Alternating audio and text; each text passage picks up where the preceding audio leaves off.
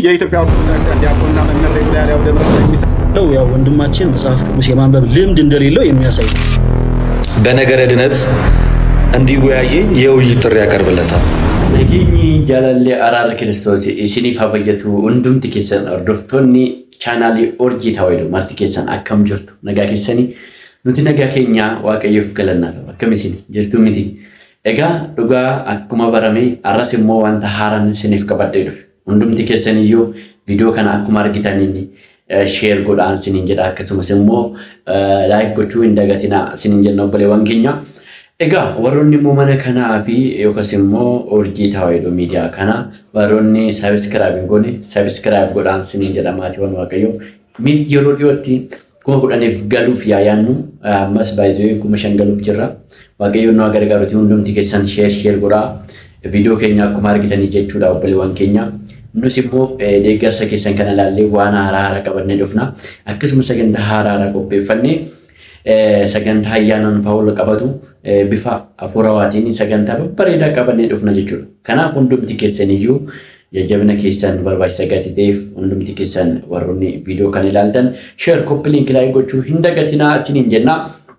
Egaa kallattumaanii har'a wanta haaraa isiniif qabadhee dhufee guyyaa eeggaddaa akkuma beekamu obboleewwan keenya gama sooshaal miidiyaa gara tiktookitiin jechuudha. Obboleessi keenya Falaga Atinaatiyos fi obboleessi keenya Ermiin Wayiyitii yookaas immoo waliin marii taasisanii turan jechuudha. Egaa waliin marii kana irratti namoonni baay'een argamanii turan jechuudha laayivii irratti jechuudha. Galgala sa'aatii lamarraa kaa'ee natti fakkaata. Sa'a afuritti garuu biyyaansi ani hordofaan ture jechuudha. Nama 23,000 oliitu daawwachaa ture jechuudha. Ilaalaa badda. Nama meeqa? Nama 23,000 oliitu obboleewwan keenya kana daawwachaa ture jechuudha. Egaa achirratti immoo maaltu uumame? Maaltu immoo ta'e kan jedhus immoo har'a gabaabsinee siniif dhiyeessina jechuudha obboleewwan keenya. Egaa innis maalidha? Jalqaba irratti isaan kan wayyitiin isaanii yookaas immoo mata dureen waliin dubbii isaanii maalidha? Suuraa qulqulloota ture jechuudha. Qidduusaan Silaati kan jedhamu jechuudha. Suuraa qulqulloota manni kiristaana keenya Ortodoksii Tawaahidoon ni kabajji. Akkasumas immoo suuraan qulqulloota kitaaba qulqulluudhaan wal qabsiistee manni kiristaana keenya kitaaba qulqulluun ala wanti tokko gochuu hin dandeessu. Kanaaf kitaaba qulqulluudha. Seera kitaaba qulqulluun kitaabni qulqulluun kan eeyyameedha.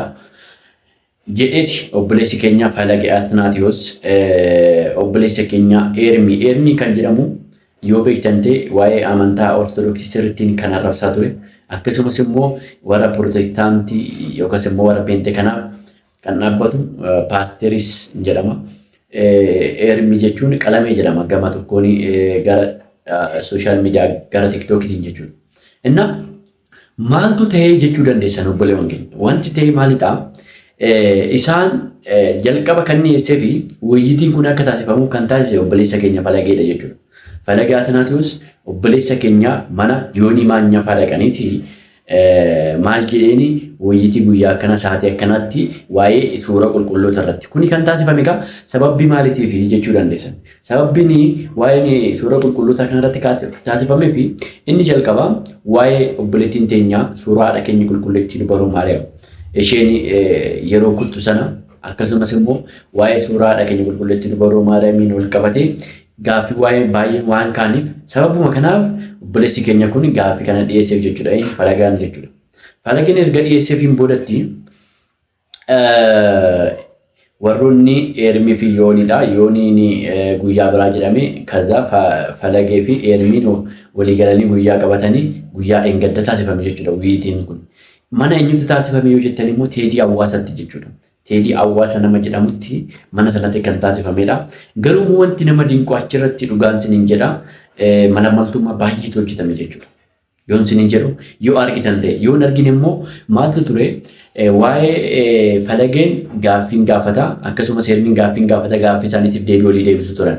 Garuu immoo sa'aatiin Falageedhaaf kenname fi sa'aatiin obboleessa keenya kana Ermiidhaaf kenname garaagarummaa qaba jechuudha. Yoon siniin jedhu baay'ee obboleessi keenya Teedii kan jedhamu kun Falageen akka hin dubbanne ilaala akka hin dubbanne yeroo baay'ee gidduu galeeti hin dubbatiin jedheeni yoo barbaarte ba'i guyyaa biraatti qophaa'e kooti jedhanii wantoota baay'ee jedhanii dhugaa dubbachuuf jechuudha. Na kun malaamaltummaa tokkodha jechuudha. Maaliif namni tokko daanyaa ta'e waa'ee kirikkirii osoo hin taane yookaas immoo kun wal mormii osoo hin taane maalidha wal hubachiisuudha waan ta'eef waliin dubbiidha waan ta'eef kanaaf immoo waliin dubbii kana keessatti immoo daanyiin kun seeraan wanti jechuu qaba ture garuu yommuu sun hin taane jechuudha.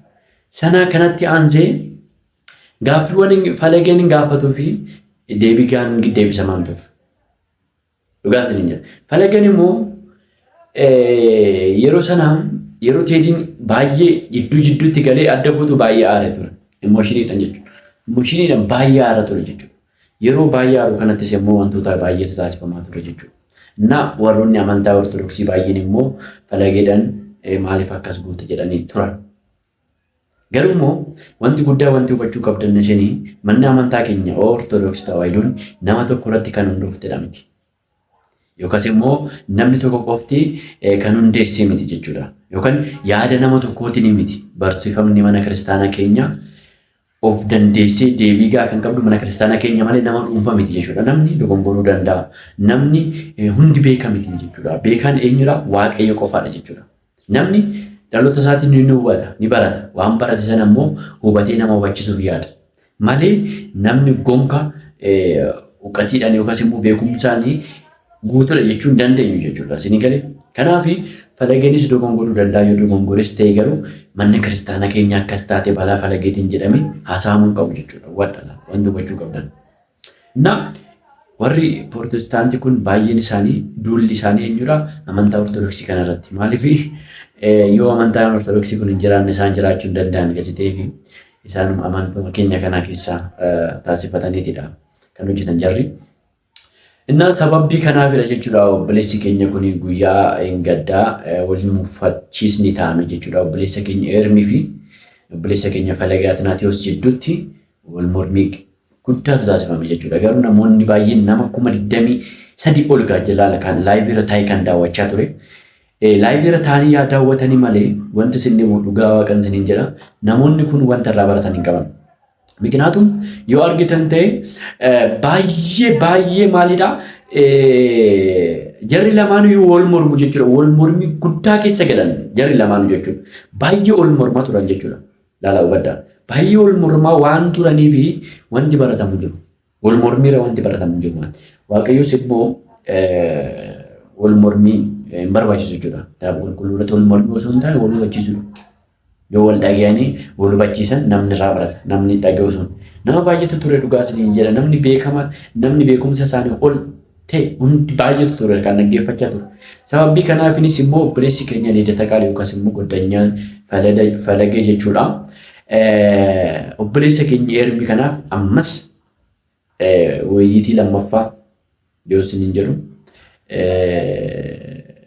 lammaffaa akka na waliin waa'ee nagara diinaas yookaas immoo dubbii fayyinaa irratti yoo ana waliin dubbii taasise ani eeyyamamaadha jedhe obboleessi keenya eenyu Liidata Qaalii jechuudha. Liidata Qaalii ቪዲዮ kan ilaaluu dandeessan jechuudha. ወንድማችን ኤርሚያስ ጊዜ እውነት አሁን መወያየት ከጀመረ እንደዚህ አይነት ውይይት የማድረግ ሞራሉ ካለው እንደው በመድኃኔዓለም እንደው በተሰቀለው አምላክ በእውነት ቴዲ ቤት ማለት ነው። ቴዲ ቤት ቴዲ ራሱ አወያይ ሆኖ ራሱ ቴዲ ባለበት ቦታ በነገረ ድነት እንዲወያየኝ የውይይት ጥሪ ያቀርብለታል። Egaa argitan jedheen nu badda obboleessi keenya kun maal jedheni egaa Eermiin ergaa dandeettii qabaate ta'e yookaas immoo waa'ee amantaa irratti yoo sirriitti perfeektii ta'e obboleessi keenya Liidata Qaalii maal jedhaan jira guyyaa taasifadhati guyyaa murteeffadhati manuma teedii hawaasatti waa'ee nagara diinatti irratti waliin yaa dubbannu waliin walaa gaafannu waliin dubbii taasisnu jedheeni. Fudhatee fudhachuu baate immoo hin beeknu jechuudha. Eenyu Eermiin jechuudha. Baay'ee wanti beekuu qabdan Eermii nama naamusa kiristaanummaa hin qabnedha. Dhugaa waaqa isin jira. Nama naamusa mana kiristaanaa hin qabnedha jechuudha. Akkamittiin yoo jenne yeroo baay'ee taasifamnee jira jechuudha. Waa'ee mana amantaa keenya waan dubbatu waa'ee garlaati yookaas immoo waa'ee taammiraati raajiiwwan garlii qulqulloota darsaanota irratti jechuudha. Wantoota baay'ee dubbachaa ture jechuudha. Garuu immoo falageen immoo maal jedhee waa'ee kitaaba qulqulluu irratti wanti guddaan bu'uura kan ta'u maalidha? Kitaaba qulqulluudha jechuudha. Kitaabni qulqulluun bu'uura kiristaanummaati. Yeroo amantaa nama biraa wajjin yeroo dubbannu yookaas immoo dubbii yeroo taasisnutti waa'ee darsaanii yookaas immoo waa'ee biraa osoo hin taane waa'ee kitaaba qulqulluu irratti dura walii galuu qabna jechuudha. Beezikaalii wanti ta'e irratti walii galuu qabna. Dura wanti beezikaalii ta'e yoo walii galte waan kaanis walii galte waan ta'eef. Argitani? Kanaaf nama Prootestaantii yookaas Musliimaa tokko waa'ee darsaanii yoo isin gaafate dura waa'ee kitaaba qulqulluu waliin hubachiisuu qabna. Waliin beekuu qabna.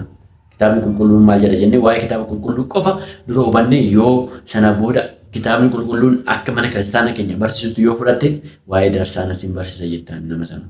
Akkasiidha malee seerri amma itti deemamaa jiru kun akkasii miti obboleewwan keenya. Warroonni nu dhaggeeffachaa turtanii dhugumatti eebbifamaa Waaqayyoon isin eebbisu hundumti keessan viidiyoo akkanaatiin waliin dhufna viidiyoo haaraa wantoota haaraa akkasumas immoo wanta taasifamaa jiru hundumayyuu dhiyeessuuf qophaadha nuti. Kanaaf hundumti keessan iyyuu viidiyoo kana sheer koppii liinkii gochuu hin dagatiin asiniin jenna. Eebbifamaa Waaqayyoon isin eebbisu nagaan naaf tura.